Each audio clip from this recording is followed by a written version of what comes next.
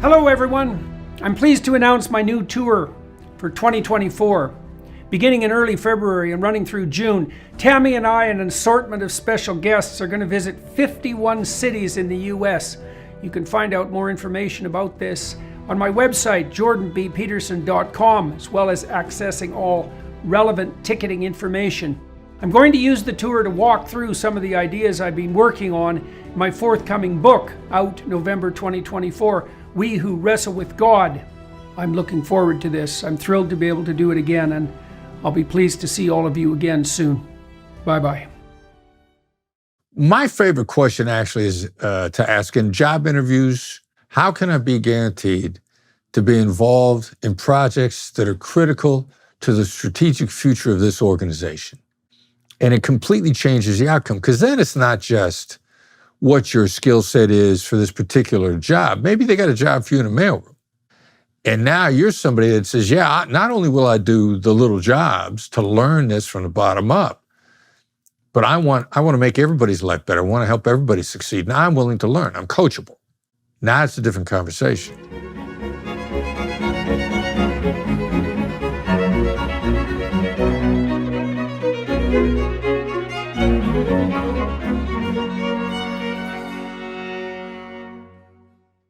Hello everybody, I'm speaking to Chris Voss today, an American author, teacher, and hostage negotiator for the FBI. We talk primarily about negotiation with forays into the psychology of listening and the rationale of listening. We're attempting to sort out and to clarify exactly what it means to negotiate successfully. Positing, I suppose, that the ultimate goal of a negotiation should be something like the establishment of a productive, long-term, generous, mutual collaboration.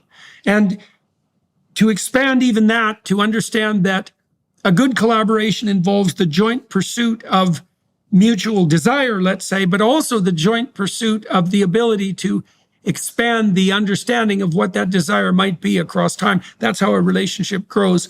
So we talk about how to do that. We talk about how to listen and do that, concentrating as well on the fact that if you listen to people, they'll tell you what they need and want, and then you can be in a position to provide that and to be of utility in the long-term, sustainable, productive, generous relationship. So welcome to the discussion. So Chris, let's start with this. Why don't you tell me and everybody who's watching and listening what it means to negotiate. And let me put a little context around that.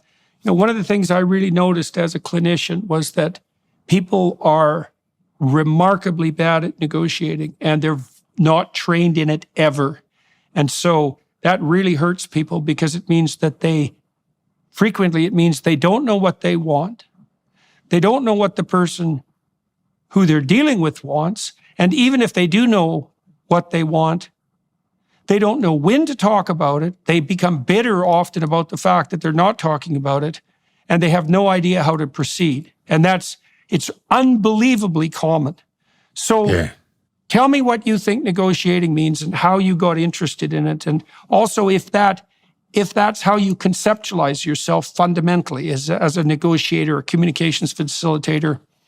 Yeah, well, for me, to negotiate is to collaborate and find a better outcome. In the early days, I was always teaching the adversary is not the person on the other side of the table, the adversary is the situation. And that if you're negotiating with versus against people, but negotiating with somebody, you're faced with different aspects of the same problem. And if you can collaborate, then not only might you solve the problem, you might come up with a better outcome. And I kind of backed into this because I wanted to be a hostage negotiator. I didn't really know what it was about, how complicated it was going to be, how satisfying it was going to be. And I remember I was on a SWAT team with the FBI, and I wanted to switch over to hostage negotiation because I had a recurring knee injury.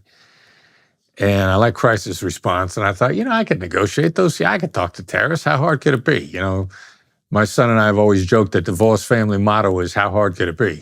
So stuff that looks really easy is often incredibly challenging. So I volunteered on a suicide hotline, and then which is just about listening to people, and suddenly, you get a change in behavior in a very short period of time by listening to people. And so and to your point about people not knowing what they want, in point of fact, I've learned it's impossible to know the best outcome because you don't have all the facts. And so go in with an open mind and you probably discover something new, and do it in a way that the person wants to talk to you again. And then there's a long tail. So those are some of the high points, I think. Okay. So, well, let's dive into, you mentioned a number of things here, and I'll outline them, and then we'll delve into them sort of point by point. So you're paying close attention. I worked with people. I'm doing my best, man. I worked with my clients a lot practically. I did a lot of business consulting. I did a lot of work with people who were trying to develop their careers. I did a lot of strategizing around things like, I wouldn't say raising people's salaries, because that's not the right way to think about it, but helping them develop the skills and confidence to maximize their economic potential and to develop plans around that. So, and one of the things we could zero in on that might be of interest to people is, for example, is negotiating a raise. Now, you said that you want to collaborate and find a better solution, that you talk with someone, not against. And that reminded me as well of the necessity of developing a joint vision. So let me tell you what we used to do in practical terms when I was setting someone up to have a conversation with their boss about advancement, including a raise. Sometimes people don't necessarily want a raise. They want opportunity and they want advancement, and the only way they can conceptualize that is as more money. And so you have to get that straight too. But so, I said my principles were something like, it's very difficult to negotiate if you are not in a position to say no matter what. Okay, so I would make sure my clients had their CV well prepped, that we had filled in any gaps, that they knew the job market around them, and that they were ready and willing to look for another job if necessary. So then they weren't terrified. Right. They weren't taking themselves hostage. Exactly. Because, and it also meant they had a better sense of their actual market value, right? Because that's something you actually need to do if you're going to negotiate for advancement or a raise. It's like, well, what evidence? You can't get a raise just because you want one. Everyone wants a raise, right? And you have to understand that your manager is dealing with financial constraints and the fact that everyone wants a raise. So you have to make a case. And then you might say, you could make a case with a threat, and one threat might be, well, if you don't give me a raise, I'll leave. But generally, all you do is put people's back up with an approach like that. You may need to have that in your back pocket just to make you confident. But my notion was, I was dealing with people who either were credible or who had put themselves in a position to be credible, what they would deliver to the boss was, first of all, a statement of their value and a description of that. Because you don't know how much your boss knows about the work you do, especially if you're one of those people who does your work quietly and well and sort of invisibly. And that's even worse if you're agreeable so that other people can take advantage of your work and pretend it's theirs. So the first thing you might want to do is make sure that your boss actually knows what you do without being chest thumping about it.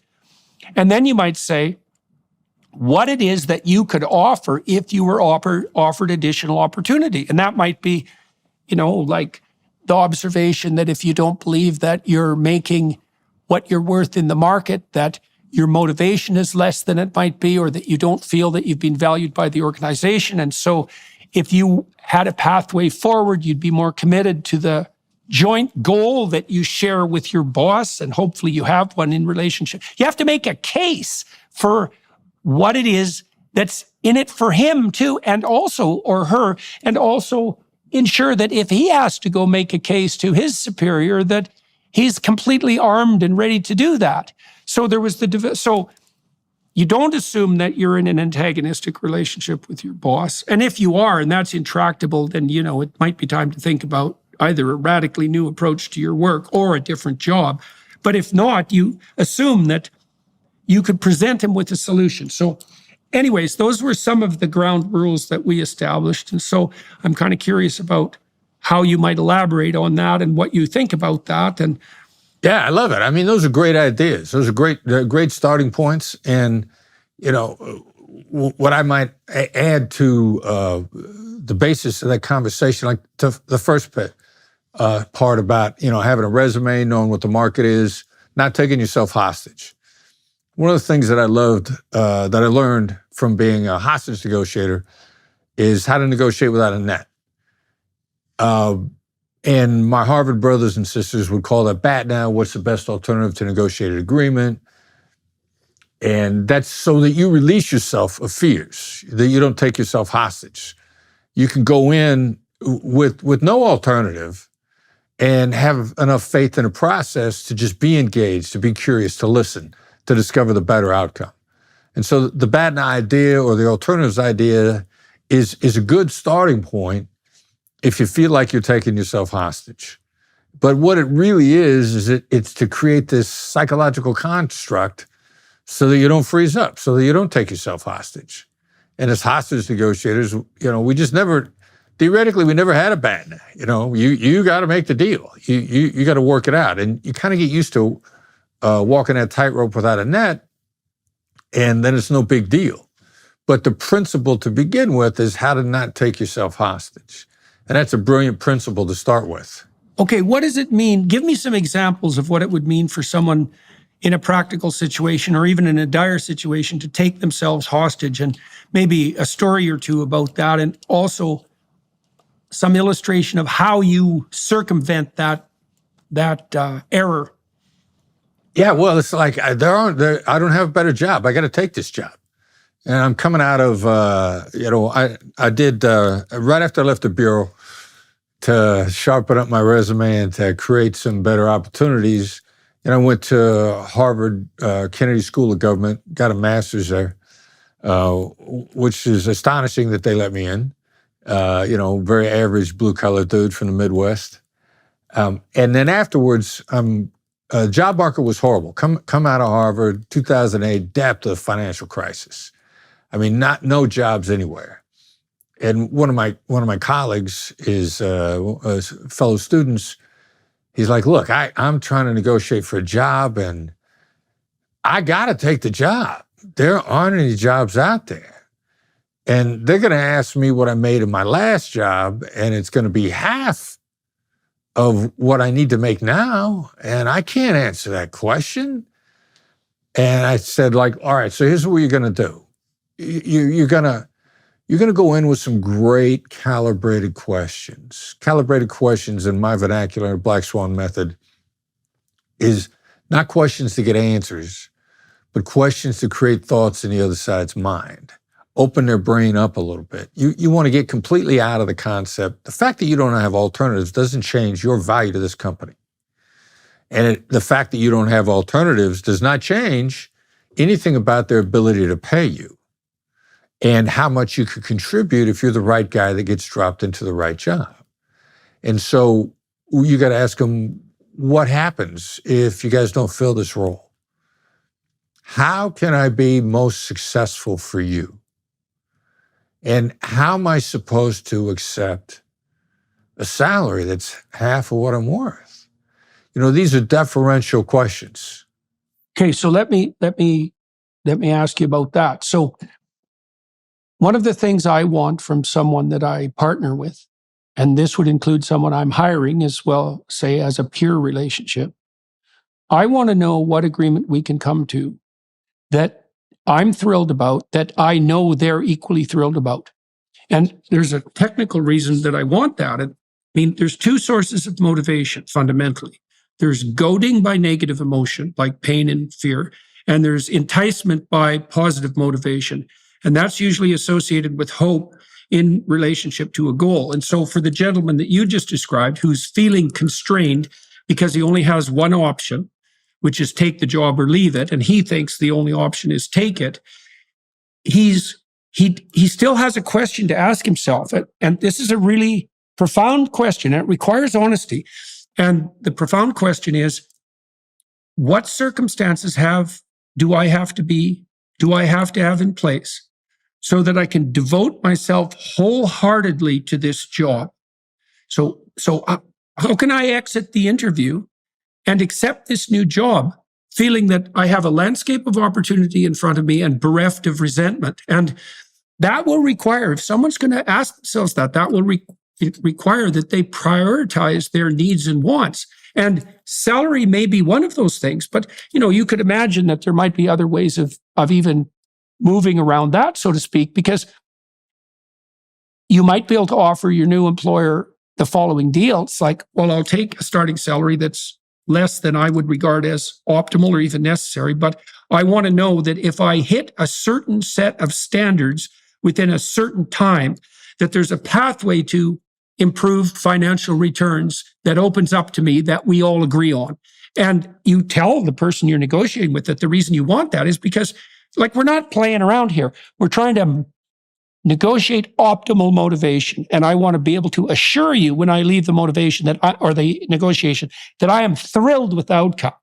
And because who the hell wants to hire someone who starts the job feeling like they've been taken advantage of and being resentful? That's a really bad way to get things going. Okay, so you pointed out that your guy who thought he had to have the job still was in a position to tell his potential employers what it was that he had to offer, to make a case for the value of his services, and to point out what that is not only worth from the market perspective, but also in terms of his own motivation. Yeah, and there's a fit issue too. And it like any other relationship, like a personal relationship, business relationship, close relationship, significant other, you got to get a fit. And my favorite question actually is to ask in job interviews, every job interview and every annual review. Taught to me by a friend of mine who's Tom McCabe, extraordinarily successful guy, CEO of an international bank. We talked about this extensively. We went to high school together. His question is, how can I be guaranteed to be involved in projects that are critical to the strategic future of this organization? And I said before, the calibrated question is designed to trigger thought. That question immediately changes their perspective of you when you ask it. Like you're telling them, look, I want to advance everybody's life here. I want to play in a big game. I want to be with the people that are at the highest levels of performance in your company, and I want to move everybody forward with that one question.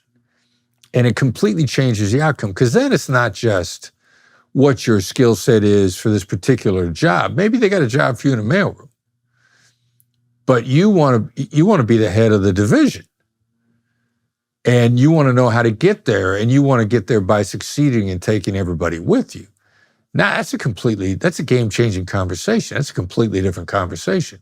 Maybe they thought they were bringing somebody in to push a mail cart around, and now you're somebody that says, yeah, not only will I do the little jobs to learn this from the bottom up, but I want to make everybody's life better. I want to help everybody succeed. Now I'm willing to learn. I'm coachable. Now it's a different conversation. So say that question again. Well, I'm willing to learn and I'm coachable, and I want to make everybody's life better. I'm doing a virtual keynote a couple of years ago. The CEO of the company and his entire sales team, and we got a keynote going, and one of his sales team had literally asked me while he's on the call, how do we negotiate with this guy to get more money? And everybody's kind of holding their breath. What am I going to say? Am I going to say it in front of him? And I said, ask him this question. And it was a question that I just gave you. How can I be guaranteed to be involved in projects that are critical to our strategic future? And when I said that question, he interrupted and said, I wish everybody on this call would ask me that. Did you notice that big tech companies today are masquerading as privacy companies? Just fix your privacy settings, turn off app tracking, and you're all good, they say. Big tech literally feeds on your information. Collecting and selling your data is in big tech's nature. They can't stop themselves from looking at what you do online. To protect myself against prying eyes, I use ExpressVPN. When you use the ExpressVPN app on your computer or phone, you're hiding your unique IP address. Websites can't use that address to find out your real location or track what you do online. On top of that, ExpressVPN encrypts and reroutes 100% of your online activity, so your internet provider, Wi-Fi admin, and hackers can't see it. The best part though is how easy it is to use. It just takes one click to protect all of your devices. One ExpressVPN subscription covers up to 5 devices at the same time, so you can protect your entire family too. That's why ExpressVPN is rated #1 by CNET, Wired, TechRadar, and countless others. So today's the day. Get the VPN that I trust to protect my online privacy when big bad tech is at the door. Visit expressvpn.com/Jordan and you can get an extra 3 months free on a 1-year package. That's expressvpn.com/Jordan to learn more. Absolutely. Well, psychologically speaking, so again, with regard to motivation, people live on hope and opportunity to a large degree. And hope and opportunity are experienced in relationship to a goal. And so to have hope and opportunity, you need 2 things. You need a goal, and then you need to observe yourself walking on a pathway to that goal. And so the lines that you just laid out there, how can I be positioned? I'm going to paraphrase it. And if I get it wrong, let me know. How can I position myself so that I'm in the company of and accompanying those who are moving forward to the destination the company actually wants to achieve? How can I make sure that I'm doing that? Well, you said on the one hand, you're opening up the vision of the people that you're speaking to, and you're indicating to them very clearly that you want to be where the action is and you're going to be a part of that. But for yourself, what you've done is you've opened up the door to meaningful engagement with the company. Now, the price you're going to have to pay for that is responsibility. And that's why you can't use these sorts of questions as a technique, right? If it's a technique, you're a liar. If you've thought this through and that's what you want, well, then you're also the sort of person that anyone with any sense would want to hire, because it's certainly the case that if you have any sense as a manager, when you hire someone, what you're actually doing them is offering a set of indeterminate opportunities. And you're hoping that the person you're hiring is more qualified than they would need to be for the position that you're hiring them for. Now, you may not regard that as a requirement, but you're certainly hoping for it. And the best conversations I have with people that I might want to work with or have work for me, let's say, are the conversations where they clearly indicate that they know where the enterprise is going and why. They're perfectly willing to do the tasks that are part and parcel of the specified job, but they've got an eye to the broader vision. And then they have enough perspicacity and intelligence now and then to contribute. Perspicacity? Come on now, yeah, I'm a regular guy from Iowa. There you go. There you go. Yeah. You went to Harvard. You should be able to have a perspicacity. So, and then you're well, if you surround yourself with people like that, then you always have people who are looking out for where you're going with fresh sets of eyes and who are offering opportunities for you to go there too. And that speaks to the idea that you had that a negotiation is a collaboration. And you might say, well, I'm not collaborating with my boss. It's like, well, if you're not collaborating with your boss, well, that's it. Well, if you're not, you should think about if that's your problem or his problem, or both your problems, or maybe it's time really to go look for some greener pastures. Exactly. Right? Because if it is an adversarial relationship all the way to the bottom, and you're being forced or compelled to do things you don't want to do against your wishes, then you're not optimally situated in your life. Now, I know that sometimes by necessity, people can be stuck in situations like that for some period of time, but man, you need an escape route. Like you need to plot an escape route if you're in a situation like that. Yeah. And I'd like to touch on something else you mentioned just real quickly and talking about that, when you ask that question that you really mean it. I mean, we've had these discussions in my company and with the people that are running my company and who we're hiring. And one of the things we make clear, like if you can work for me, you're going to work hard. We're going to work you hard. You got to want it. And the phrase that I'm using now is pressure makes diamonds, but you got to want to be a diamond. And we're telling people that up front. You want to be a diamond, we're going to take you there. But you got to want to be a diamond. You got to willing to be doing the work. And you want to coast. You want it to be, something you do when you're not at home. All right, there are jobs out there like that, but it ain't with me. Pressure makes diamonds. You got to want to be a diamond. Yeah. Well, one of the things I would also do to prepare with my clients, to prepare them for movement forward, was to work through the blind spots in their vision, let's say, and the knots in their life that might be interfering with their desire to be a diamond, because people will also misconstrue that. They'll think, well, I don't want to work too hard. It's like, you're not thinking about the work properly if that's your attitude. Because first of all, if you love what you're doing, you might really want to work hard. And if you don't love it, that means you don't really see the point. You don't see the end goal. You don't see the value in it. And then, maybe you do see the value, but you're lazy and undisciplined. And maybe you have your rationales for that too. And so all that needs to be worked through, because I do think that, first of all, most of the meaning in people's lives comes from the adoption of voluntary responsibility.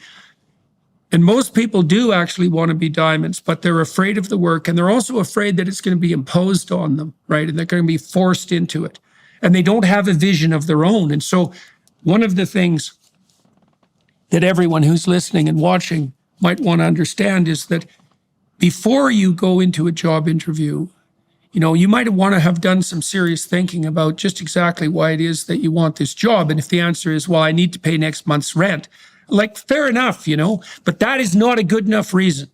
That's not a vision for your life. And that's not the sort of vision that's going to make you a compelling interviewee, because you're shallow, right? You haven't thought through why it is that you're going to do what you're doing. We have this program online called Future Authoring, and it helps people develop a vision for their life. And so the game is this, and you can think about this as preparation for a crucial job interview. It's like, imagine yourself 5 years down the road. Okay, so here's the game. You can have what you want, but you have to specify what it is. And then someone might say, well, I don't really know what I want. And fair enough, because that's a pretty vague and global question. But the program then asks people 7 questions. It's like, what would your relationship look like, your primary relationship, your marriage, if it was functioning the way that you would want it to? What about your friendship? What about your business relationships? Are you educating yourself? How are you going to do that? How do you keep yourself in mental and physical shape? What are you going to do with your time outside of work? How are you going to serve the community? So so that starts to differentiate it, right? And then the game you play there with yourself is, okay, under what conditions would I be motivated to pursue success in those areas?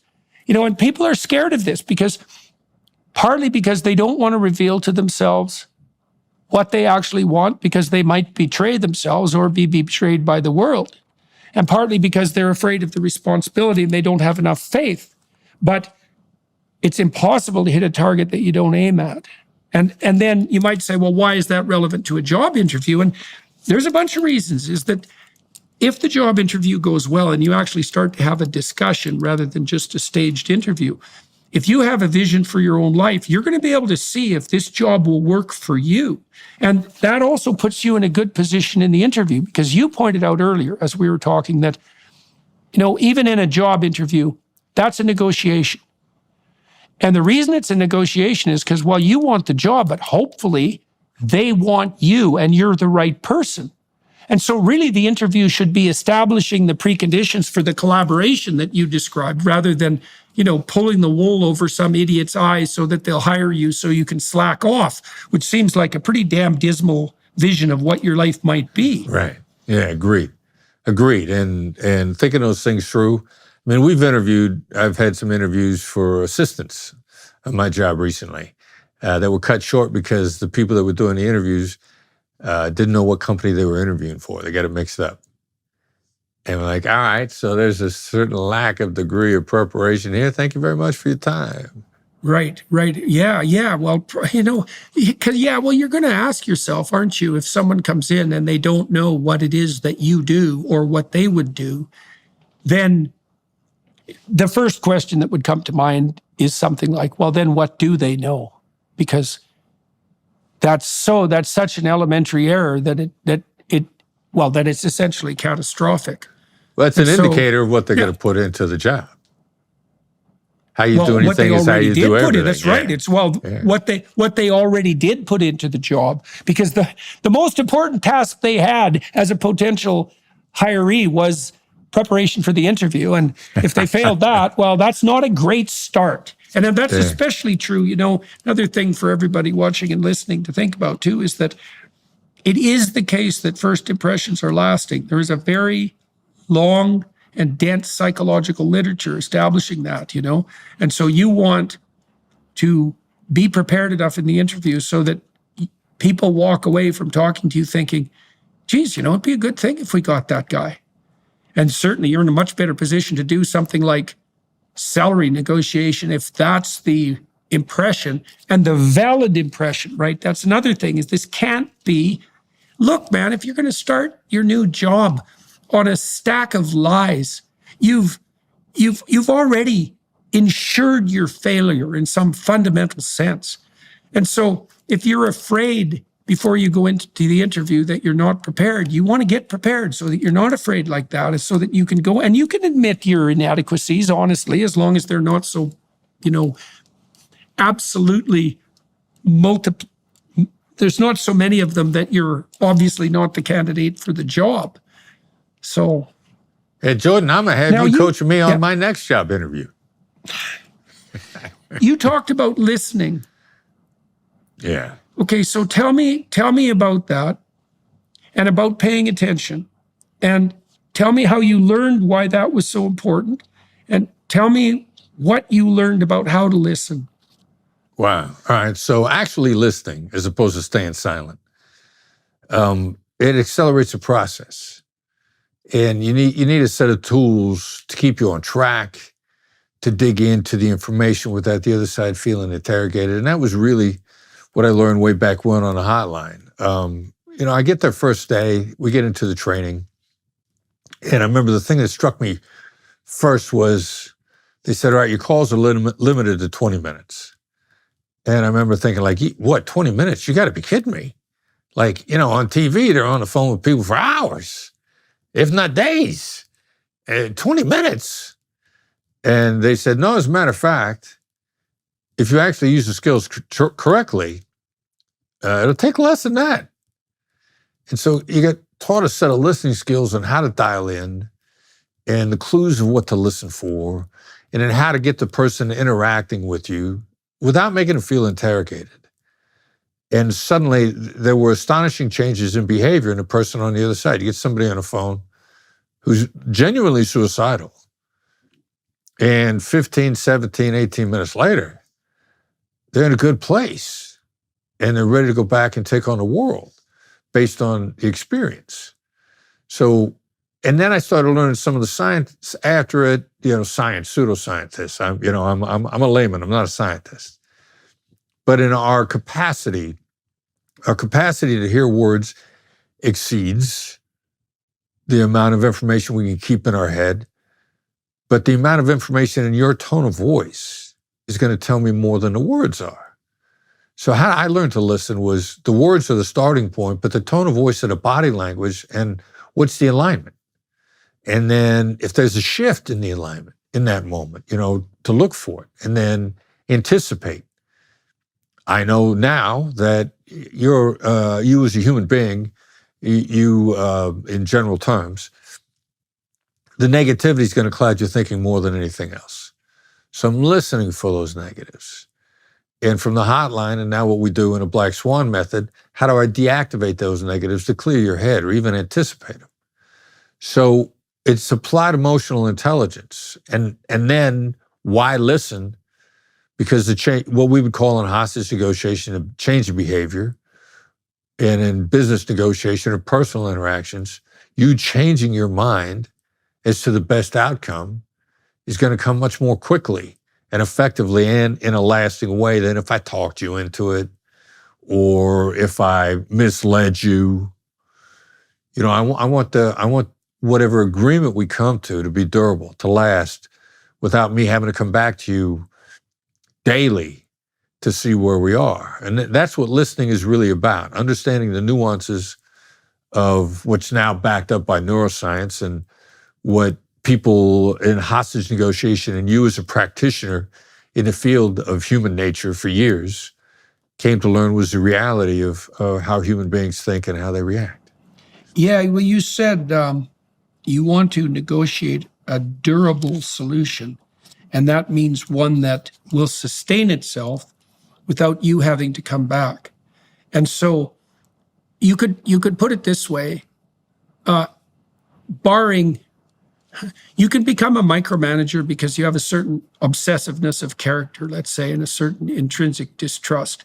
And then that's something you should work on. But you can also become a micromanager if you negotiate a very bad agreement with someone. Because if you've talked them into it or forced them into it, then, and they feel that they've been taken advantage of, then their heart won't be in the task. And what that will mean is that they will be looking for escape routes all the time instead of doing what they're supposed to be doing, and that you'll have to go back to them in the most frustrating of manners and use up all your valuable time and energy trying to enforce a stupid agreement that you shouldn't have made to begin with. And this is part of the problem. You said, you don't want to talk someone into something. Right. Now, that's not the same as informing them about an opportunity that they might not have conceptualized and laying out a different route. But really what you're aiming for is voluntary agreement, like full voluntary agreement. And Right. part of the reason, and you touched on this, part of the reason that listening is so necessary is because if you listen to the person, you can find out and help them find out what it is that they actually want and how that could conceivably be delivered to them. And, you might think the person already knows that, but it's not necessarily the case. People think, well, they're talking. And in fact, that's how most people think, period, is when they're talking. And it also means if no one's listening to them, they almost never have an opportunity to think. You could imagine, like, even if you're running a restaurant, but I shouldn't say even, it's very difficult to run a restaurant. If you're running a restaurant, you're hiring a dishwasher. One of the things you're going to be concerned about is whether that kid is going to show up to work, because absenteeism in entry-level jobs like dishwashing is rife, and the probability that the guy won't show up is pretty high, and so that drives restaurateurs mad. So what you want to find out from the dishwasher, at least in principle, is how can we get you here 15 minutes early every day? It's got to be a serious question. It's like, I want you to think about this for a minute. You're 15, let's say, you got your entry-level dishwasher job. It's like, under what conditions would you be pleased enough to come to this workplace so that you actually come? And what impediments can you imagine that might arise? And how can we set the situation up so that that probability is decreased? And that is all. You want to know from the kid what he thinks might sideline him so that you can circumvent it if possible. And obviously, the same thing applies as you scale up the sophistication of the negotiations. How can we make this work? That's a good guideline for a successful negotiation, not how can I come out of this ahead? That's such a stupid way of looking at a situation because it's so temporary, right? If I screw you over while we're talking because I'm better at verbally manipulating you, and I think you won't take that out on me opportunity by opportunity as we move forward into the future, I'm an absolute bloody damn fool. Exactly. Yeah. You're going to take it out on me. You're going to look for outs, or even when problems arise, you're just going to keep silent. You're like, you know what? I know people will hurt you by doing nothing, and you don't want that to happen either. The black swan technique that you referred to, tell me about that. Well, it's a collection of the emotional intelligence skills that started with hostage negotiation. There were 8 FBI hostage negotiation skills. And I came out thinking like, there's some adaptability here. After I went through the Kennedy School, I was lucky enough, I got into Harvard Law School's negotiation course as a student when I was an FBI agent. And I worked with some brilliant people there, Sheila Heen, Doug Stone, Bob Mnookin, Bob Bordone, brilliant people. And I just did my hostage negotiation thing when I was going through the course. And they said to me, you're doing the same thing we are. The stakes are different, but the dynamics are the same. So I thought, all right, so I'll use these. FBI called them active listening skills. Harvard called them active listening skills. We had made them very definable, very practical, very usable. Because when you're teaching skills to cops, if it's not usable and practical and clear, like, you get booed off the stage fast. They want practical stuff. And when Harvard really gave me the green light, like, this stuff works, I started teaching at Georgetown afterwards. My son Brandon was a critical part of the development of those skills. And we just took the 8 skills. We got them 9 now. We made some slight tweaks in some of the thoughts as we applied them to business and personal life. But it's a collection of emotional intelligence, tactical empathy skills that work because of the way human beings are wired worldwide. They work on the limbic system, which is the emotional components, the circuitry, the wiring in the brain that everybody has by virtue of the fact that they're human. And it pretty much operates the same, regardless of gender, ethnicity, religion, geography, diet, because you're human. We're experiencing a lot of global instability as we plunge into primary season. How are you protecting your family in the midst of all this chaos? The fact is, there is one asset that has withstood famine, wars, and political and economic upheaval dating back to biblical times, and that's gold. It's not too late to diversify an old IRA or 401k into gold, and Birch Gold Group can help you with that. Birch Gold can help you create a well-thought-out and balanced investment strategy. They'll help you convert an existing IRA or 401k into an IRA in gold without paying a penny out of pocket. Diversify into gold today. Just text Jordan to 989898 for a free info kit with an A+ rating with the Better Business Bureau, countless 5-star reviews, and thousands of happy customers. I encourage you to check out Birch Gold today. Text Jordan to 989898. Claim your free info kit and protect your savings with gold. That's Jordan to 989898. So I want to have you walk us through 2 things. Maybe you can take us through what a hostage negotiation situation might look like and how it is that that desirable outcome can be negotiated under those circumstances. So I'd like to know that. But you talked about active listening skills, and you mentioned that there were 9 components to that. Is it possible to walk through those 9? Sure, yeah. And Okay, I think let's do that. a better term these days is really proactive. You know, you're anticipating, you're paying really close attention, you're understanding how the person is wired, and you're understanding what sort of neurochemical changes take place when you feel understood. I stand up in front of a group of business people on a regular basis, and I'll say to them, how much time do you have for somebody who's not listening to you? And they don't have any time for it. Now, they'll test them a little bit, they'll interact shortly, but somebody's only pitching or somebody's only got answers. It doesn't even matter how good those answers are, because if somebody's not listening, at some point in time, they're going to need an adjustment. And if they're not listening, they're not going to make that adjustment. You know, salesperson, counterpart of any kind. You come up to me with the perfect answer. Maybe you got 4 perfect answers. You're most interested in giving me your answers as opposed to hearing me out first. I know at some point in time you're not going to have a perfect answer. And if you haven't been listening, you're not going to catch it. And we're going to have some real problems. So you start showing how you listen intermittently, proactively, then it's really going to accelerate our conversation. And I know that when there's a problem, you're going to catch it instead of me having to come back to you after the problems become very damaging. It's about anticipating and staying ahead of the game. In general terms, that's what it's all about. That's part of establishing a relationship, eh? Yeah. Instead of selling. You know, I went out to sell 20 years ago, probably out of academia. I was still practicing as a professor, but I also started to sell some products that I had designed. And I had the wrong idea about sales really to begin with. I had a solution to a set of problems that I thought were rife in the business world. And I wanted to convince, probably, with evidence, that the solution I had developed was going to work, and it was a hiring solution. But what I didn't understand, it took me a while to understand, was that I was actually introducing a problem into the mix because they already had a way of hiring. And so if they were going to switch to me, there was a lot of retooling that needed to be done. And I didn't actually know what their problems were.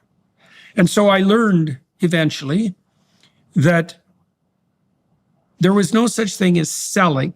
There was the establishment of a relationship and also the feeling out. It's like if you go talk to someone in a given company, it isn't necessarily the case that they're going to want what you're buying. You got to figure out what their problems are. And one of the things that's really cool about that too is that if you're entrepreneurially oriented and you've made a product and you go out and you try to sell it to 10 people and they don't buy it, but all 10 of them tell you about a different problem and all of them have it, you now know what your next product could be, at least in principle, because you know where the actual marketplace problem is. And I learned after that software designers, for example, who have a track record, if they're designing a new piece of software, they do it in collaboration with their customers.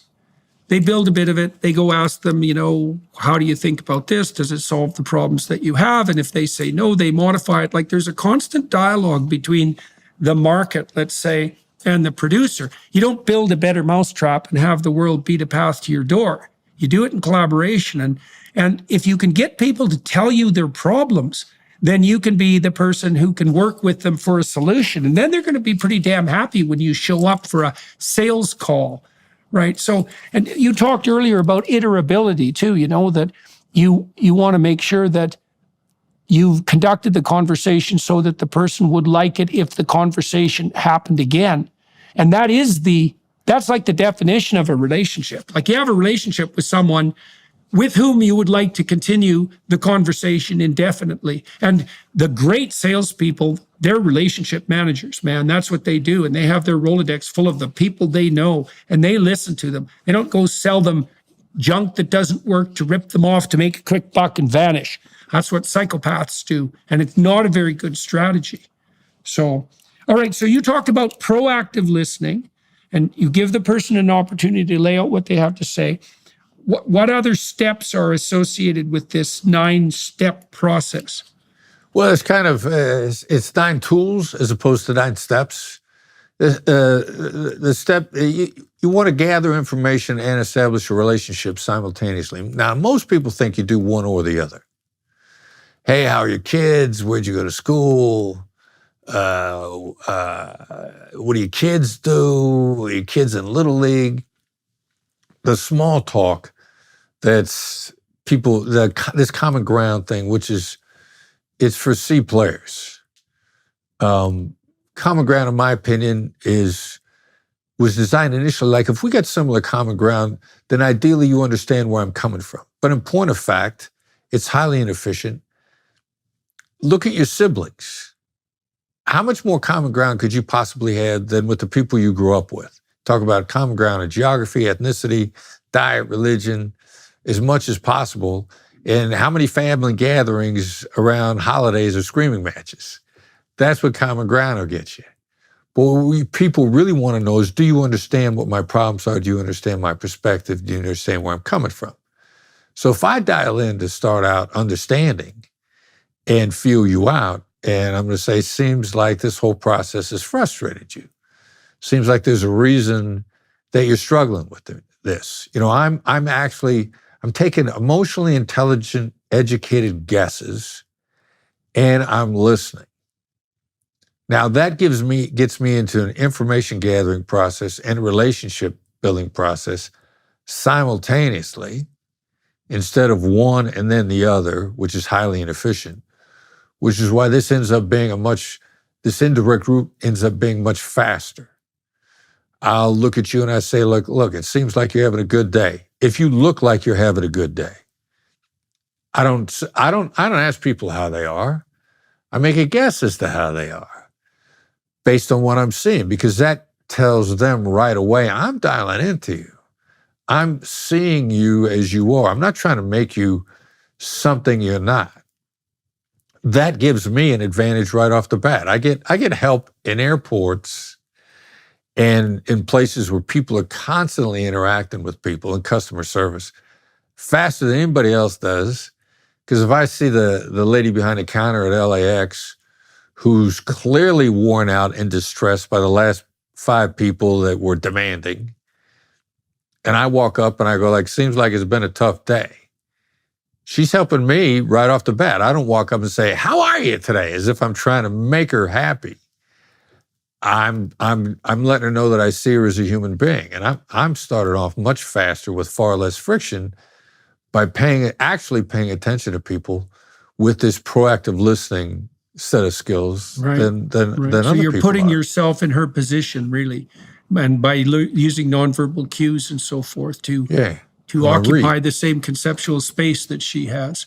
Right. Well, and I was thinking too, while you were saying that, that you're also approaching, because if you're selling something, you might think that your goal is to sell, like the product, right? But you see, the thing is too, you don't know if that's your goal, because you might not want to establish a short, medium, or long-term relationship with the person that you're talking to. You might really want to, but you might not too. You might not be the right vendor for them. You might not be offering a solution to a problem they have. They might be a psychopathic son of a bitch. That's unlikely, but it's possible. It's possible. Like it could be a real problem. Well, and also, especially if you're dealing with big companies, if you enter into a sales agreement with a company, so you've hit a home run from the monetary perspective, you can easily end up as the employee of someone you don't want to work for, right? So you have to be very careful. And so one of the things, I try to do this with my podcast, is like, we haven't talked before, and I want to get myself in the headspace before the podcast, like, well, who is this person? Like, what is it that they're up to, and why have they had the course of success that they've had? The encounter in some ways is open-ended. It's like, I'm here because I think something might arise out of this that's positive, but I'm not exactly sure what it might be. And so I need to know what they want, for sure, maybe more than anything else. And then I want to see if there's something here for both of us that we couldn't accomplish on our own. And then that, it also stops you from using the club, say, if you're selling or if you're negotiating. And that's a very ineffective way of moving forward anyways. People hate that fundamentally, and they get resentful and bitter about it. And so, okay, so you try to put yourself in another person's position, and that's not a technique. Again, you're doing that by actually paying attention. And there's a bit of an open-endedness about what it is that you're aiming at and how you're going to go about it. So you have the proactive listening element, you have the close attention. You're not too concerned with that sort of formulaic small talk that might establish a false consensus or similarity and that can easily become manipulative. Okay, so what else? What else? Yeah, well, then I'm going to tease out, never be so sure of what you want that you wouldn't take something better, which is a little bit of the point you were making a moment ago. Right. What do you really want from the person? What are they like? A friend of mine, Joe Polish, has a phrase, don't deal with people who are half. And Joe says half is hard, annoying, lame, and frustrating. They suck the life out of you. And they're very inefficient, and they make your life miserable. So I'm going to want to try to find out what kind of person you are, how good of a match we are, how our core values line up, because I want a long collaboration that's prosperous for both of us. Now, you might not want that, and you're entitled to not wanting that. But then I'm entitled to move on because I want to find somebody that wants that. Well, and you also definitely want to figure that out. Because if that's your goal, because that is the establishment of a productive, generous, collaborative, goal-oriented relationship that's mutually desirable. And you want to let the other person reveal themselves because you don't want to delude yourself, even as a consequence of your own verbal ability. You don't want to delude yourself into thinking you've established the kind of relationship you wanted and find out that you were wrong. That's another reason to listen. It's like you want to be sure you got the picture. So you know what sort of thing you're stepping into. Right. And I know it's going to sound very harsh, but when I was teaching at USC, I had a female come up to me in a class, and she's like, there are a lot of employers out there that want to pay me less because I'm a female. If I got an employer that's paying me less because I'm a female, how do I negotiate a better deal? And I said, all right, so I'm going to answer you as if I was your dad, and you just asked me, hey, the guy I'm in a relationship with treats me badly. How do I get him to treat me better? My answer to you is go someplace else. There are plenty of places you want to be somewhere where they value you. And if their core value is to pay you less based on your agenda, they're going bankrupt anyway. That's a bad strategy. They're going, and you don't want to go down the tubes with them. So you want to be someplace where somebody values your work. Don't try to fix a bad employer any more than you try to fix a bad significant other. There's somebody out there better for you, and you're far happier and far more productive and have a far better life by moving on. So if the person, whether you're in sales or whether it's your employer, if their core values don't line up with yours, they're entitled to their core values. Move on and line up with a team that's going to move you farther ahead in your life than anybody else that doesn't line up with you ever would. You said that you shouldn't try to fix a bad employer, and the managerial literature indicates very clearly too that you shouldn't try to fix a bad employee. So Two-way relationship. I'd like your thoughts on this, but well, absolutely. Well, so first of all, it's not easy to fix someone, and it takes a long time. It's a dubious enterprise, and they need to be bloody well fully on board with that and willing to make the appropriate changes. And the probability that you're going to have an errant employee with a history of bad behavior, and that you as a manager, say with 20 people to attend to, are going to make substantive changes in that person's basic psychological makeup, while the evidence suggests very strongly that you're just not going to. And all the literature I read that was at the crossover between the clinical and the managerial suggested that you spend all your time as a productive manager with your best people. And what that also implies is those are the people that you hire. And with regards to firing people, which is also a kind of negotiation, I had this friend who's one rough guy, and companies used to hire him to fire people.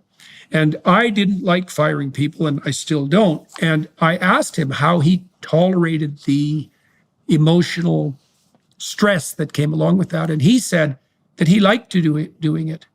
And I said, what do you mean you like doing it? Because I was just like outside of my wheelhouse. But I knew this guy and I respected him. And he said, look, I go into companies and I find the people who kiss up and punch down. I find the people who take all the credit. I find the people who don't distribute any of the benefits. I find the manipulators. I find the people who are lying about their motivation, or even who are just in the wrong place doing something they shouldn't be doing. And I let them know that I see what they're doing, and I'm pretty damn happy when they leave. And I thought, hey, man, fair enough, And the negotiation there, like if you do have an employee that isn't performing well, part of the negotiation there is to say something like, look, it should be evident to both of us that there's something that isn't right about what's happening here. And we could drag this out painfully, kicking and screaming, bitter and resentful for the next 15 years. Or we could just cut our losses, and maybe you could go find something that would suit you. And I've seen this in my clinical practice, because I had lots of people who came to me in the aftermath of being fired. And of course, that was often, almost always, to some degree devastating. But it wasn't that uncommon for people 6 months later, especially if they actually did try to put themselves back together, to be immensely relieved that they no longer had that particular noose around their neck. Yeah, there's so many reasons why the severing of a bad relationship is better for both parties. And who has to do the severing is often the hard part. I was involved in trying to let somebody at a charitable organization go a number of years ago, affiliated with a church, and I'm going to the minister of the church for guidance. And I'm expecting him to say to me, because this was a great man. Man's name was Arthur Caliandro, minister of Marble Collegiate Church, New York City. Phenomenal human being, one of the best guys I've ever known. And I thought Arthur was going to counsel me on, guidance and, all the stuff I expected. And he looked at me and he said, there's no gentle way to cut somebody's head off. And I thought, wow. And for Arthur to tell me that was the reality of business relationships, personal relationships. Like if it's bad for you, it's bad for them too, and they're going to be better off. If they're half for you, if they're hard, annoying, lame, and frustrating, you are for them too. So you're not doing anybody a favor by hanging on to a bad relationship. It's hard to sever it. And in many cases, the jolt that comes from it leaves both sides much better off. Mm-hmm. Yeah, well, I know a phrase like that too. I don't know if this was something specific to Northern Alberta, but if you have to cut the tail off a cat, you don't do it an inch at a time. Yeah, well said. Yeah, that's rough, but it makes sense. All right, so we wandered a fair ways through the 9 tools that you associated with proactive listening. Is there more to flesh out there? Well, they're mostly the different skills label. Is a verbal observation. It sounds like there's something on your mind. It sounds like what I just said is causing you hesitation. There's something we refer to as a mirror that's just repeating 1 to 3-ish words of what somebody just said. It's not the body language mirror. It actually really opens up people's thinking. Paraphrasing, you're kind of putting yourself in a position to come up with a great summary for the other side. Summarize their perspective. If you can summarize the other side's perspective, the two of you are on the same sheet of music. There's calibrated questions, what and how questions that are designed to cause somebody to think about somebody. I might say, in order of, instead of me saying to you, like, look, you got to take action because the status quo is killing you. Instead of, if I want to put that thought in your head, I'm going to say, what happens if you do nothing? How are you better off by failing to address this problem? You know, those are 2 different questions designed to uncover the same thing, which is pointing out to you the comfort of inaction. I think Kennedy made some statement about that.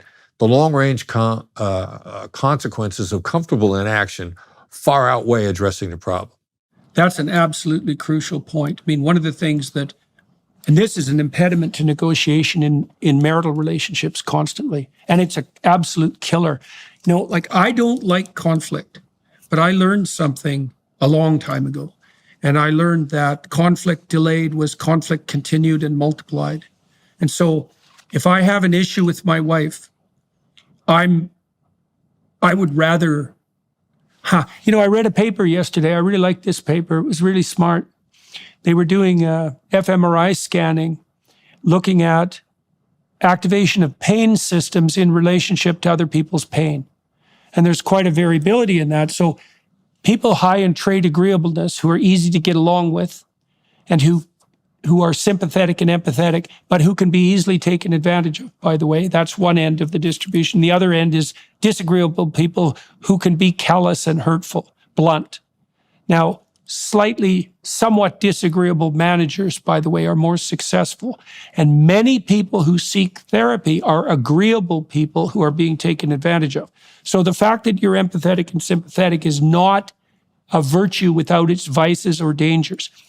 The brain research revealed that the more empathic people had a larger degree of pain activation in the pain systems when they saw the pain of other people.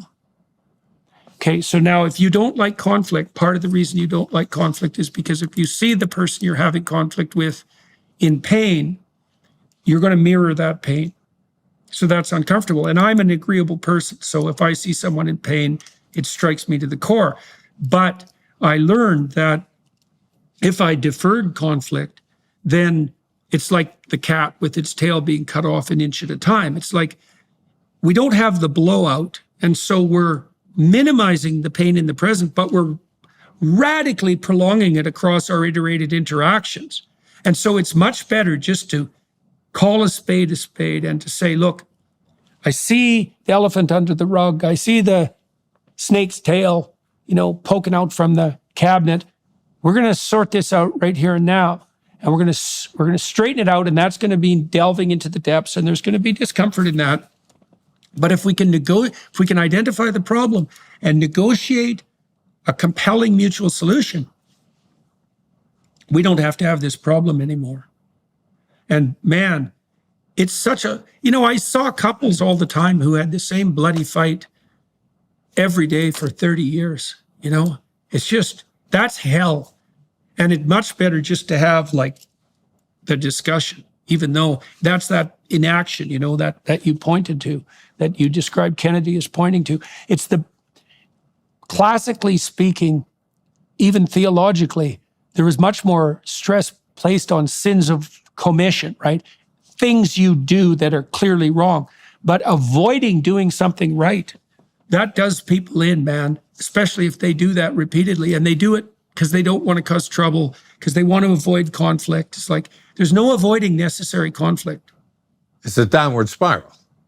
Yeah. Yeah, you end up having your discussion in divorce court, right? For $200 an hour, right? While your bank accounts are drained. Right? Making the lawyers rich. Yeah. Your lawyer's buying a new car. We're keeping the argument going. Yeah. Now, you said when you were trying to circumvent the proclivity for inaction, you'd ask questions like, this is something I used to do when I was talking to people about, say, negotiating for a raise if they were resentful about their current situation, something like that. One of the things we would do is say, okay, think about how you feel about the situation you're in right now. Okay, now imagine yourself 10 years older. You're in the same position. Okay, except you're 10 years older. You're 10 years older, yeah. You bet, man. You've put yourself through an awful lot of misery for 10 years. You're weaker because you've backed off, right? You're more bitter. You're more hopeless. You're suffering from more pain. Like, think about that. Like, empathize with that future person and tell me what you do in the present to avoid that fate. People would think, oh my God, that's the last thing I want. Because everyone thinks, well, I'll deal with it tomorrow. But you can say, well, yeah, you haven't dealt with it for the last 5 years. And how's that gone for you? Like, would it have been better if you would have dealt with it 5 years ago? And now, stretch that out 10 years into the future. See, because it's such an interesting thing to do, because the person has this impediment of the conflict in front of them that's causing them to be afraid. And what you do is you swing that behind them. It's like getting the devil behind them. Get thee behind me, Satan, I think is the right word. It's like, right. This is the thing you're afraid of. But you should have a different fear pushing you forward that's way more profound. And that would be the fear of the consequences of inaction, right? And how do you get people when you're doing that? How you said you ask them open-ended questions. Is that how you get them to explore and realize the costs of inaction? Yeah, the first one is the what and how questions. I can trigger you into really a very sort of narrow, confined mental state without you feeling it's narrow or confined. I can put you right there with a what question or a how question. One of my favorite ones these days is if somebody, whatever they're doing for a living, and if I ask them what they do for a living, they're going to give me pretty much of a canned response. I help people do this, or I help people do that, or they're gonna give me a memorized response. It's not a conversation. First time I did this, I'm at a Hollywood party a couple of years ago, fundraiser for Forrest Whitaker, I believe, and I'm talking to one of the self-involved people there. Forrest, a great human being, by the way, phenomenal human being. But I'm talking to the self-involved guy, and I don't want to hear a self-involved conversation. So instead of asking him, what does he do for a living? I go, what do you love about what you do for a living? Now, what I've done with that what question is I had put him right square in to a part of his brain focused on love. And he transformed in front of my eyes. And I saw him light up. So, I took the what question and I put him right there. And he lit up and he started talking to me about all the things that made him come alive as a human being. And it ended up being a really satisfying question. Now, it's one of my stock questions in nearly any interaction because I want to find out about what you're about. What are you into? It's going to give me your core values almost right off the bat in a very quick way. Can you ask what people are afraid of? Well, the same way, or do you focus on the positive? Now you're bringing in the secondary point, which I know you know, that many psychologists, many human nature practitioners believe that everything we do is motivated by either love or fear. So I will also ask in a business context when I'm trying to find out what the motivations are, I'll say, what are you afraid of happening here? Because then now I've got them to a different headspace. And I know that fear is a very substantial, significant motivating factor in people's lives. I'm not going to wield it like a weapon. I'm going to want to become aware of it with you in a collaborative way. And I will ask a question that's very similar to that in business conversations when we're talking about whether or not we're going to collaborate, because I need to know the fears are going to drive you. The love is going to drive you, but fear has a tendency to overcome fear of loss, of a limited number of fears. They'll overcome the love if you're not careful. So I want to know what the fears are so I can map out better how I can help you. Well, I would say, if you're having a conversation with your wife and it starts to get choppy, this probably occurs in any conversation. I suppose what the way you would construe that from a psychoanalytic point of view is that you're starting to encounter resistances, right? The person doesn't want to move in that direction. Maybe that's even a direction that you jointly had negotiated would be desirable, at least in principle.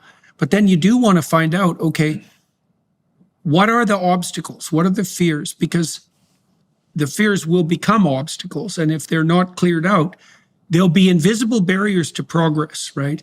And it's so interesting, when you get people to lay out what they're afraid of and then what they perceive as obstacles, sometimes merely letting them describe what it is that they're afraid of will make the fear evaporate because they realize that that's a fear that applied in a different situation, or that, that they've actually grown out of without really noticing, or that you've already established a pattern of behavior that indicates that they don't have to be afraid of that from you. And, sometimes you can have a dialogue about that and clear away the obstacles, but often listening is sufficient to clear those away by itself. These proactive listening skills that you have been discussing, many of them have their roots in Carl Rogers' work, Yes, of course. Yeah. Much of it absolutely. does. Well, absolutely. He was really quite brilliant at detailing out the preconditions for a conversation, and that other point you made about mirroring and summarizing, that's one of the only things I've ever really discovered that actually works in some ways as a technique. Now, it still has to be honest, but there is almost nothing more useful in a conversation than keeping track of what it is that the person is saying, and then at the right moment saying, here's what I think you just said, compressing it, because that's also a favor to you because you could remember it then, but also to them, right? To compact it in a more elegant casing, let's say. And it's such a relief to the person. It's a mark of respect because it shows that you've been paying attention. And it's such a relief to the person because they now know that you have decided that their concerns are sufficiently worth attending to, that you actually did, in fact, pay attention. Right, And exactly. So when you're negotiating with a hostage in a hostage situation, because that's a high stakes situation, what have you found has had the most effective consequence? Is it listening? Like, what do you do in a situation like that would be different, perhaps, or the same for that matter, that you would do in a business negotiation or marital negotiation? Yeah, well, to some degree, every interaction that somebody's frustrated with, where they've chosen an action that's adverse, to some degree, there's an element of driving them of not being heard. I'm going to deactivate the adversarial responses to some degree, either a little or a lot, just by making them feel heard.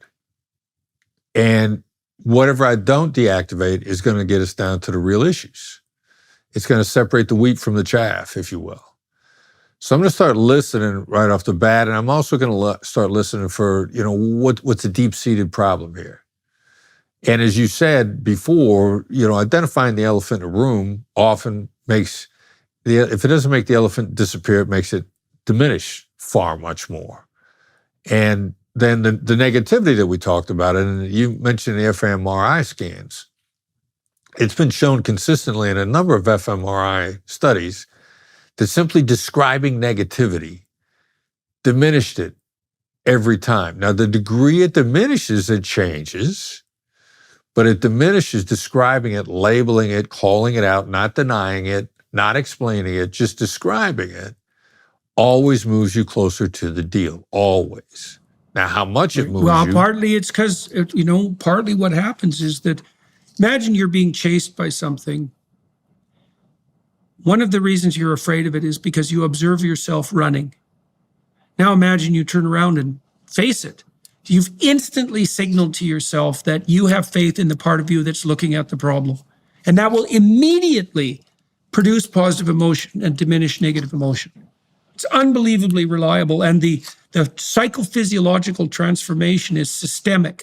Like it's been mapped literally from the level of DNA upward. So there's a complete, it's like you're inhabited by a different spirit when you're running from something that's chasing you and when you turn around to confront it. And so if you do that collaboratively, you also indicate to the person, let's say if the person is terrified, they're the hostage taker, but they're still terrified at the situation they've got themselves into. If they see that you're brave enough to face the reality of the situation, they're going to trust you a hell of a lot more than they would otherwise. And so you do indicate that by listening. So what kind of situations have you been in on the hostage front so tell me a story, if you would, about one of the situations that you've been in where you were able to put what you know into practice, and how did that turn out? Yeah, well, I was very early in my career.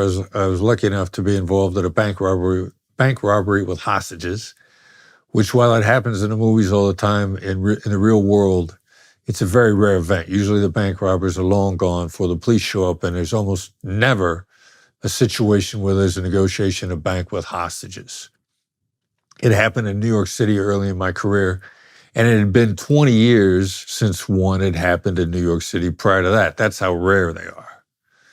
And there were two bank robbers inside. One guy was a highly manipulative person who figured all along that he could outwit everybody, and he actually demonstrated a lot of techniques that I would refer to as a great CEO negotiator. He was constantly diminishing his influence on the inside. We got on the phone with him early on. He was like, these guys I'm in here with, they're more dangerous than I am. As a matter of fact, I'm afraid of them. It's like a CEO saying, like, look, I can't make this deal because my board's going to fire me. I don't know. I don't have any influence in my company. I'm a figurehead. That's an important guy. The guy who's diminishing their influence has a lot of it and doesn't want to get cornered. And that's exactly what this bank robber was about. Now, I gently confronted him. I was the second negotiator on the phone, and I was coached into some gentle confrontation by the NYPD Lieutenant Hugh McGowan, brilliant guy. He said, I want you to do this, this, and this, and I want you to confront this guy on his name first chance you get, because this guy wouldn't even give us his name. What happens when you give up your name? When you give someone your name, you agree to influence. And if you refuse to give your name voluntarily, then you're holding a barrier up. And this guy had refused to give us even his first name all along.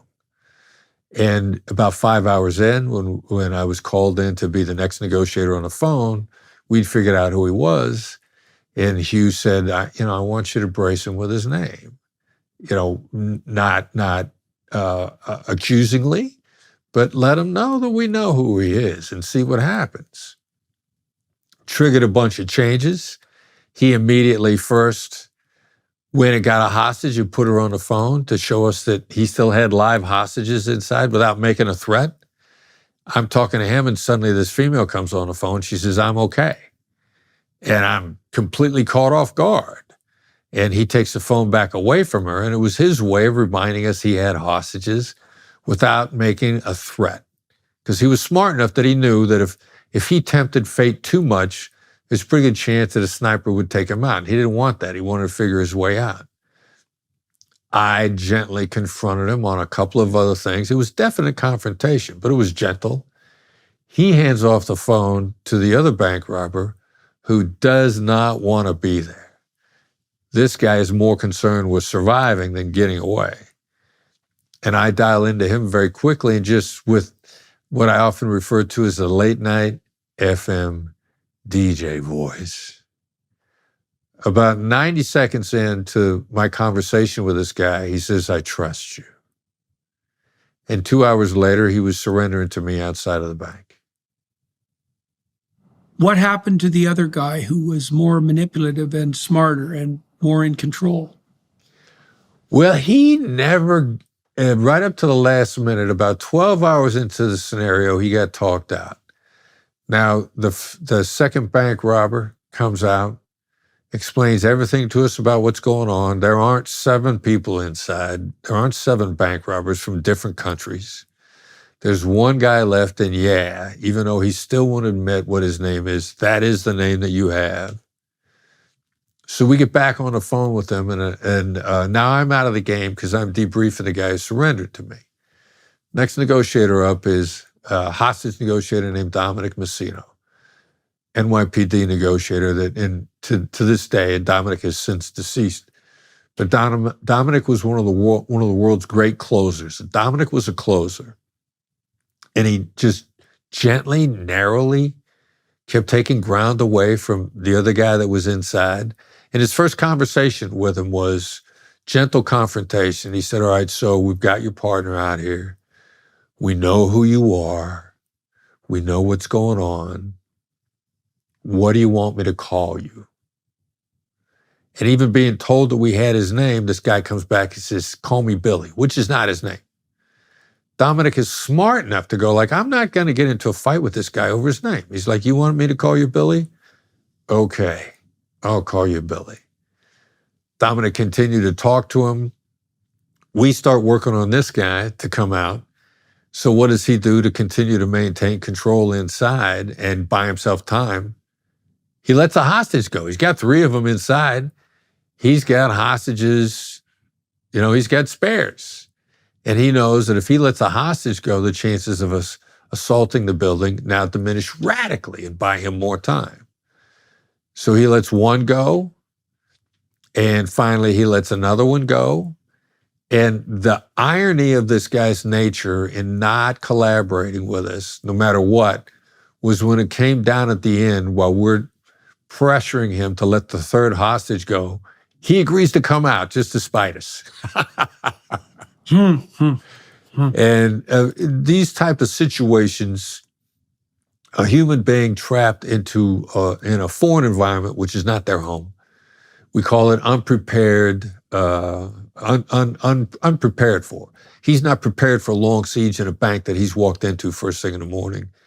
He's not going to be able to get a good night's sleep. He's going to start running out of gas at about 12 hours in. It's just the nature of human beings. And almost exactly 12 hours into the siege, he agrees to come out, and he is looking around. I can see the images in my head right up to the moment that we put handcuffs on him. He was still looking for a way out. And interestingly enough, while he was inside, the part of the bank was under construction. So what he did was he took a lot of the bank money and he set it on fire in the middle of the floor. And then he hid a lot of bank money in the construction in the walls, obviously with the plan, they're not going to miss the hidden money in the walls. They're going to think that it was all burned up. I'm going to be able to come out of here when I get a chance, come back here when I get a chance, when I'm out on bail, and I'm going to grab the spare money and I'm going to get out of here. That's how he convinced himself that it was finally okay to surrender. I want to maybe close this up with 2 questions, and they're somewhat interrelated. When we first started talking, and obviously all the way through this, I noted that you have a very, you mentioned, you brought this up, this FM radio voice, and I noticed immediately, not that this is a testament to my powers of observation, but that you have a very calm and measured voice and a patient voice as well. And so And then, so I want to talk about that. And then I want to talk about something potentially associated. And that's the role of, let's say, deception versus truth in negotiation and sales. You know, the amateurish salesman that I've met, and been for that matter, I never used deception, so that's not exactly true. But the amateurish salesmen that I've met who think that an appropriate sales venture ends with, you know, you as the brilliant manipulator convincing the idiot who's made the purchase that he needed something he didn't need, are perfectly willing to use deception, and they regard the outcome as the victory. But my sense has been that a negotiation that you can't obtain with truth is one that's very unlikely to have any lasting staying power, and it also has complications like that are just going to multiply like mad. But I'm wondering, you know, even in these tense situations that you're in, how do you view the relationship between truth and deception in negotiation? And then I'm interested too in the relationship between that and the communication pattern that you have developed, the voice that you use, the cadence, you know, the calmness. How much of that was practiced? How much of it is practiced? Things can be genuine too, but I guess I'm trying to differentiate, you know, persona from what's genuine, and I'm trying to see that in the relationship between deception and truth in negotiation. Yeah, well, I'll start on the first one, deception first. Deception is always a bad idea. And, you know, my currency is integrity. Now, if you deceive somebody, they're going to find out. And the invitation to deceive, you know, in a hostage negotiation world, they're going to tempt us because, number one, they're better liars than we are anyway. So they're going to, since they're better at it, they're going to spot it right away. So then you just failed the test. And secondly, they're going to find out, and then your credibility is gone. If they find out that you were a liar before they come out, people get killed.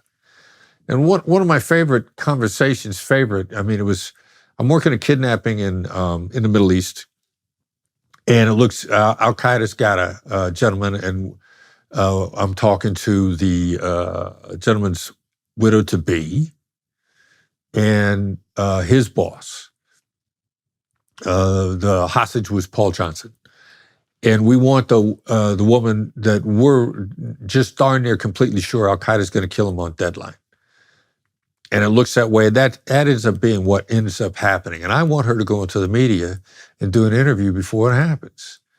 And Paul Johnson's boss, great human being, is watching out for this young lady and is not exposing her to harm and protecting her as much as possible. And he looks at me and he says, if she does this, is this going to save her husband's life? Now, I don't think it's going to. And I look at him and I say, this is probably not within reach. And he said, I didn't think so. I just want to see if you're going to lie to me. We'll do whatever you want. And so and despite what the temptation was, you know, my core values are what you would still do even if it costs you. And I was willing to risk her collaboration over my integrity. And it ended up increasing the relationship as a result. And that's the dynamic in life. I mean, people want to know that you'll tell them the truth. They want to know that you're a straight shooter. They want to know if there's bad news. You're not going to hide it from them, even by, there's deception by omission. Okay, so you didn't say anything. You still know. And so I'm a very strong believer that deception by commission or omission will always cost you far more than sticking to your integrity ever will. How did you learn that? Wow.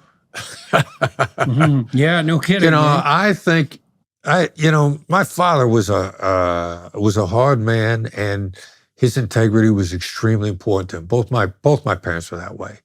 And I think I had that drilled into my head as a core value growing up. And then I think I probably made a mistake a couple of times.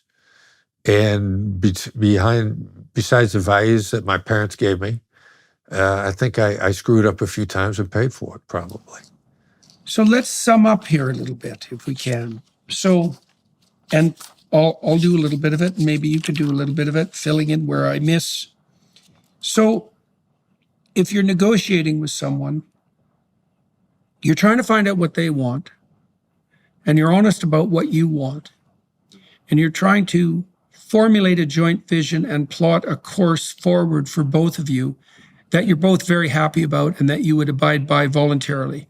And if you're very fortunate, that's going to be a long-term reciprocal relationship. That's pretty good summary. You're good at this summary stuff. And so you want to find out too if the person that you're attempting to play with, let's say, isn't interested in that kind of outcome. And Right. so part of the reason you listen to them is to find out what they want so that you can negotiate that outcome that you desire and that hypothetically they desire. But you also want to find out if that isn't what they want so that you don't waste your time or theirs. And you shouldn't regard that as a failure because you weren't there to convince them anyways. You were there to find out if there was something you could jointly do together. And then the tricky part, the hard part is there's a better outcome no matter what. When I was working on the book, Never Split the Difference, and my son Brandon, very involved, and working with Tal Raz, who's the writer. Tal Raz is a genius writer. And we don't have anything in it about goal setting. And we said, like, look, here's a problem with a goal. You quit when you get there. And the first problem, or you get close to it, you quit, you give up. Close enough. Yeah. So you quit early. Yeah. And then the other thing is, since we live in a world of imperfect information, that means that there's something better beyond your goal. And you'll miss it if you're goal focused. Your goal becomes blinders. You miss better opportunities. And so we want to leave stuff about goals out of the book entirely. And Tal's like, no, you don't understand. Human beings need goals. So, okay, and we conceded, right, so what we're going to say is your goal is to exceed your goal. And that's what you jump into a negotiation with, and that's how you come to better outcomes with people. Right. That's a great place to end. Like that's a very successfully negotiated solution to the problem with goals, because you were both right? We can't live without goals, but goals are provisional. And so you have to, the Buddhists know this to some degree, you have to hold on to what you're pursuing even with a light touch, because you don't want it to be an impediment to what's better. And you don't want it to be finite. And, this is actually part of the reason that you're trying to negotiate a relationship with someone. Because a relationship is a sequence of mutual goals. And if the relationship is conducted properly, the expansiveness of the goals increases across time, right? And that can happen in an unforeseen direction. So part of the reason you're trying to find out who this person is, what their problems are, what do they want, is to establish the relationship that allows you to pursue proximal goals in a way that allows you to expand your vision of goals across time, right? And that can be indefinite if the relationship is good, right? So that's right. My favorite phrase. All right, sir. That was good. And so for everybody watching and listening, first thing I would say is it's a very good thing to learn to negotiate. And the things you heard today about making sure there's someone in it for the other person, that might even be your primary goal when you're trying to establish a relationship with someone else. That doesn't mean you take yourself any less seriously. But man, the more there can be in it for the other person, the more you can bloody well be sure, within the bounds of justice, that the negotiation, the settlement that you're aiming at is going to be sustainable. So and then you don't have that concern on your mind, and that's a really good deal. And you should be encouraged to negotiate to the end that you most truly desire, right? Again, keeping the other person firmly in mind, or the other people. And it's a great skill to learn, and concentrating, as we've discussed, on listening to the other person. They'll tell you how to provide them. If you listen enough, the other person will tell you how to provide them with what they want. And that is a bloody good deal. And you get there from listening. And so, if you do that with everyone you meet, you'll never run out of people who want to collaborate with you. They'll line up. And that's a great deal for everyone, especially if you're, if you have integrity in your offerings and you're playing a straight game. So it's not going to work anyways if you don't. Yeah. All right, sir. So I'm going to continue this conversation on the Daily Wire side of things for half an hour. I'm going to find out what's motivating Chris and how that developed across time. And we're going to delve into that. I'm very interested in, how people are motivated by call and conscience, let's say, to end up not only pursuing the things they're pursuing, but also have ended up successful in that. And it's good to see examples of that so that you know from those examples what to do and what not to do. So we'll delve into the background to everything we talked about today on the Daily Wire Plus side. And in the meantime, thank you all for your time and attention. Thanks very much for talking to me today. It was quite the pleasure. And we'll take a bit of a break. And everybody watching and listening, well, thank you for tuning in. Thank you for your time and attention. And to the Daily Wire Plus people for facilitating this. That's always much appreciated. Good to meet you, sir. A pleasure. Thank you.